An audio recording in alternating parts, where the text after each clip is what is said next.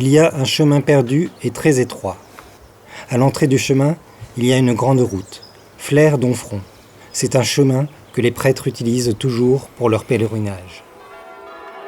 Qu'est-ce qu'on fait dans un territoire où en fait il n'y a pas de projet? Là, c'était vraiment de se dire qu'est-ce qu'il y a sur ce territoire, quels sont ses atouts. L'idée, c'était de partir du principe que les habitants étaient les experts du territoire, de discuter avec et d'aller chercher ces informations. C'était la meilleure manière de connaître le territoire.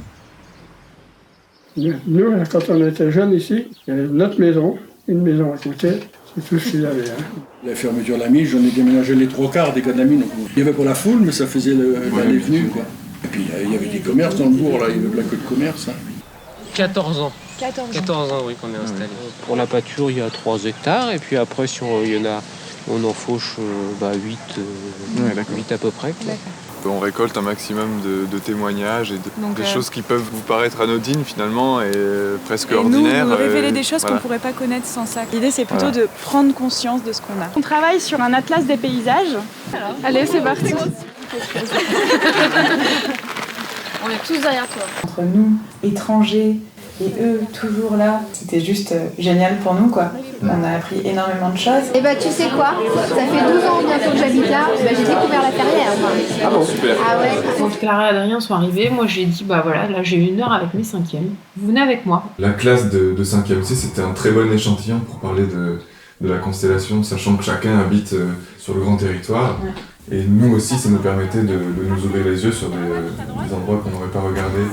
On a fait de la poésie, quoi, purement, simplement. C'était un outil en soi pour parler du territoire, redessiner à travers l'écriture. Lorsque j'y vais, je suis heureuse. C'est magnifique. Voilà pourquoi la voie verte à Messé me fait rêver. Donc on a proposé un mobilier urbain qui serait le mobilier spécifique à la place Buron. Le vent, c'était vraiment la retranscription concrète, la plus concrète de notre outil constellation. Ouais. Ça fait le lien entre les gens. Pour un objet qui est mis au service de tous. On a travaillé sur ce genre de schéma pour visualiser déjà qu'est-ce que c'était avant et qu'est-ce que c'est aujourd'hui la Ferrière aux Étangs.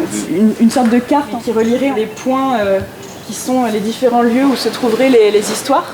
Place Buron, place Rouge, place de village. L'historique place Rouge, lieu incontournable et typique, est alors aujourd'hui le théâtre d'un quotidien que l'on croyait perdu.